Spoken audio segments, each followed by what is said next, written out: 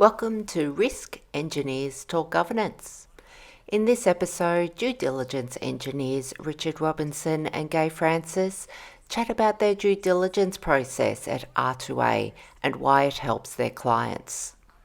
We hope you enjoy their chat. If you do, please give us a rating. Also, don't forget to subscribe on your favourite podcast platform.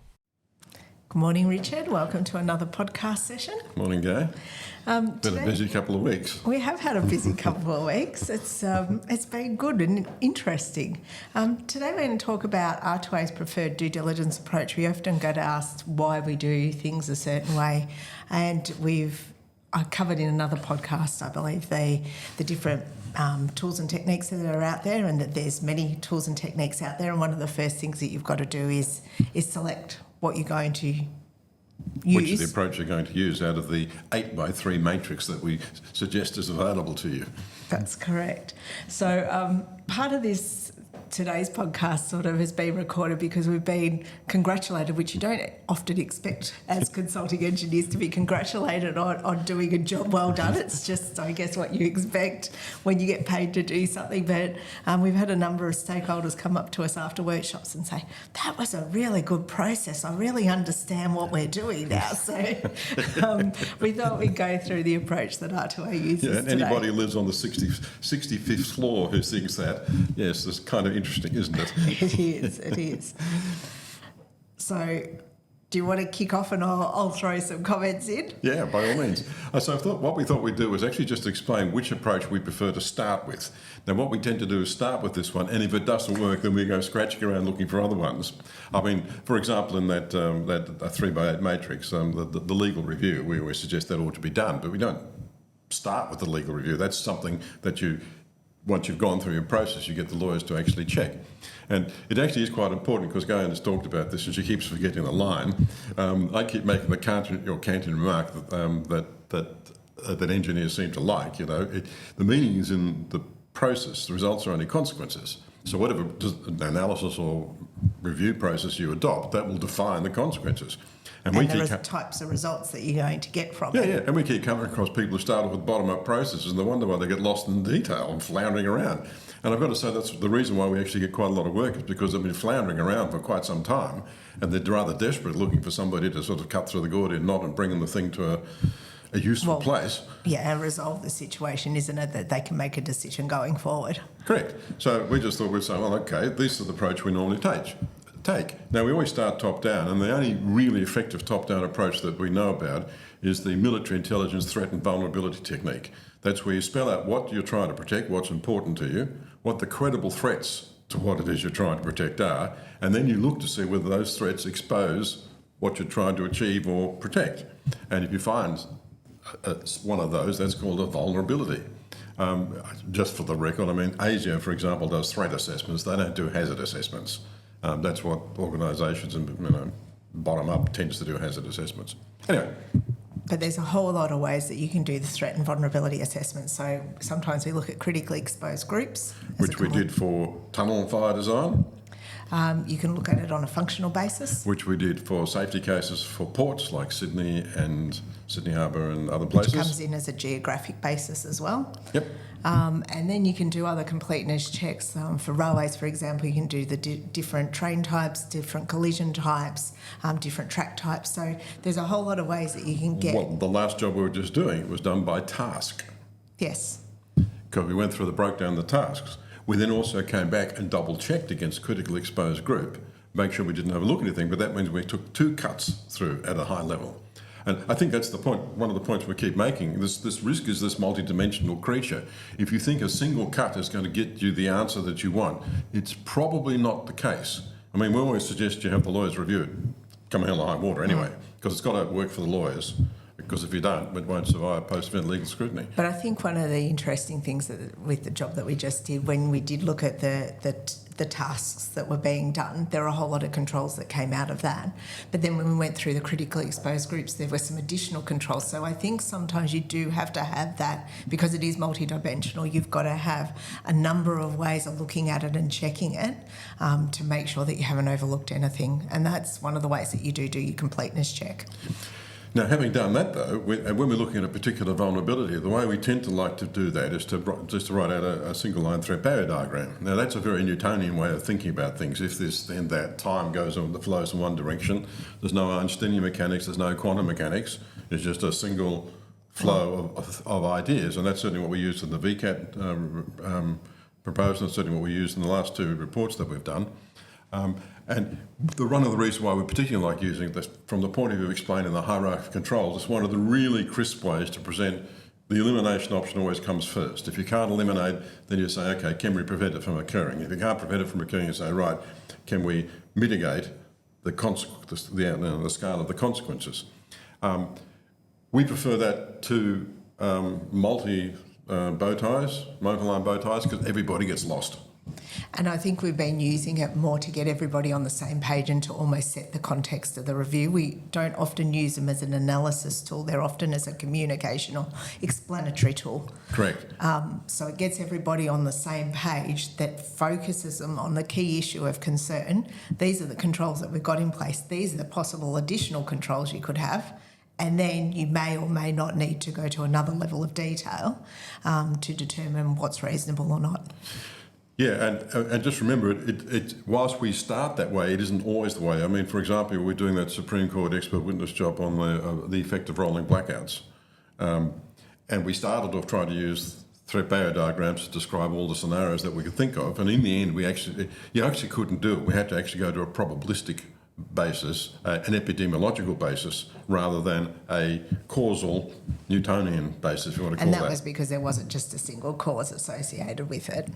Well, there was a single cause, but the mechanisms were so varied.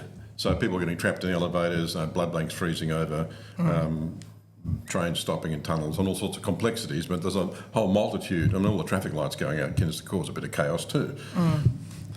So it sort of sets the context for the review as well. Correct. When you're determining what's reasonable. Now, when we actually look at the threat barrier diagrams, the other thing that we do, and we've just been commissioned to do another major review, this one's an international one,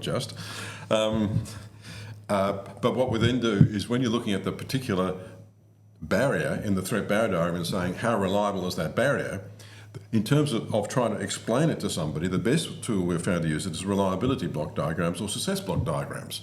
So the success block diagrams describes what elements provide success for that particular barrier.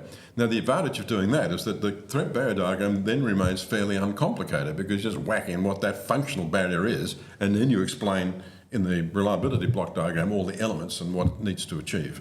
I think one of the interesting things with that as well is it often shows the weakest link in the chain, and Correct. It's often not the one that you're focusing on.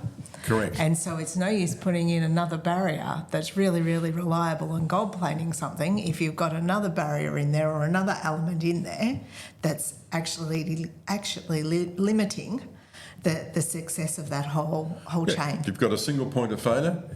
It's always going to cost you mega dollars to gold plate it, and that single point of failure will not go away. And I think that was one of the things that came up in the recent jobs, wasn't it? They were focusing on a particular issue of concern, and when we went down to that, and we did need to go back down to that reliability block diagram level, the issue that they were trying to resolve, the solution was totally different to the original one that they were looking at. Correct. Just to address that common mode failure, because if they didn't address that common mode failure, whatever they were talking about doing would have had immaterial impact. The other key point in all this, which I think is actually really important, I suspect that's one of the reasons why we keep getting a job out of all this, is that the whole point of the WHS legislation, going back from Maxwell QC when he wrote his thing, was that one of the core frustrations of the health and safety business was that people had split responsibilities. And the fact that somebody over here failed to do something, people were saying, well, it's not my job, it's their job to get it right. And he said, well, no, that's not right. To the extent that you have to control, you've got to do stuff. And you can't just keep blaming the other person and not doing anything. You've got to get on with it. So in both the last couple of jobs, there's been a tendency for somebody to say, well, this is the responsibility of, say, a fire engineer. And you, a fire engineer, have to sign off on the problem. It's all your problem. The rest of us just sit back and wait till you figure it out and sign off. And poor fire engineers saying, no. I'd sooner withdraw from the job. I'm not taking responsibility for everything that can go wrong, merely because you people want to have some other solution which provides operational benefits, but you're not willing to take into account these serious long-term consequences of that fire design, which, by the way, as the fire engineer, I inherit for the rest of my working life. So it's actually quite interesting, and it's rather interesting from my point of view. I mean, I obviously started life as a fire engineer with Faction Mutual and all that sort of stuff, and I guess I was doing this before it was trendy. But we've sort of moved on to being a due diligence engineer. But when you put the due diligence context together, the fire engineer is particularly pleased to say, that makes sense, I'm with you. I think that's one of the other benefits of the due diligence approach that we do. I mean, we said this on a number of occasions. You know, the tasks that we usually complete are generative interviews to come to get a first cut of the situation before you go into a stakeholder workshop, because you never go into a stakeholder workshop with unprepared or with a blank piece of paper. That could always lead to disaster. But I think one of the things that the due diligence approach does, and there's been multiple stakeholders in the last few jobs that we've worked on. Multiples. And they've often been doing their things in their own little silos, and this is the first approach that's brought them all together to bring them onto the same page. And so I think collectively they could then go forward. That's Whereas correct. when you're trying to solve it in your own silo, it's almost impossible. Well, that's what the case is. And what happens is you get these huge delays, and after a while the delays get so large that the whole process stalls. But you might remember we noticed this when we were doing the Gold Coast, the Toogan Bypass, the tunnel under the Gold Coast Airport. You remember we had that workshop, and I mean, I thought it was pretty tough because the Queenslanders were fundamentally paying for it, but it went under the Gold Coast Airport, so that means you had the feds in there, and it then sort of popped out in New South Wales, but the New South Wales regulators were giving everybody hell, and nobody would agree. And it wasn't until we ran that last workshop, and I think we did not previously prepare for that one that well, I recall. No, we had about 54 stakeholders for across all of the jurisdictions, so it was a pretty exciting time. Absolutely. And yet it actually managed to land it. Now, what I also understood about that, it wasn't so much that our process per se was the most brilliant on the day, but the process of getting the right people in the room and taking it through a structured process does work. Yes. Yeah. So, any last comments? So that's what we thought we'd share with you today. I hope you found it interesting. Again, not a single size fits everyone. Well, you might recall we were doing that... the Warragamba Dam upgrade. Yes. Yeah, remember how we started the process and it didn't go well, and at lunchtime we had a sudden, we need another approach here, and we found a way forward that we could land it through the group. I would have preferred to end on, our successful jobs that we've used our preferred process, but yes, I guess it just shows My that. point being you can't just assume it's going to work every time. That is true, and you have to have enough tools and techniques up your sleeve that you can adapt if you need to on the day. But preparation, I'm all for that. Yeah. So thank you for joining us, and we hope for you to listen next time. Thanks. Thanks.